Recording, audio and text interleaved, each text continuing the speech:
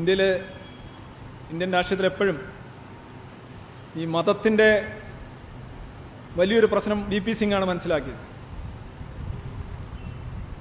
അയോധ്യയിലൊരു ക്ഷേത്രം നിർമ്മിക്കുക എന്ന് പറഞ്ഞാൽ അവൻ്റെ റൈറ്റ് അല്ലേ, ഇക്കിളിപ്പെടുത്തുക. അപ്പോൾ അതിനെ മറികടക്കാനായിട്ട് ആണ് ശരിക്കും നമ്മൾ മണ്ഡൽ കമ്മീഷൻ റിപ്പോർട്ട് വരുന്നത്. മണ്ഡൽ കമ്മീഷൻ റിപ്പോർട്ടിന് ശേഷം ജാതിപരമായ ഉണർവുണ്ടാവുകയാണ് ഇന്ത്യയിൽ. ആ ഉണർവിനെ തുടർന്ന് ഒരുപാട് പാർട്ടികളുണ്ടായി. സമാജ്വാദി പാർട്ടി, മുലായം സിംഗിൻ്റെ, ലാലു പ്രസാദ് യാദവിൻ്റെ പാർട്ടി,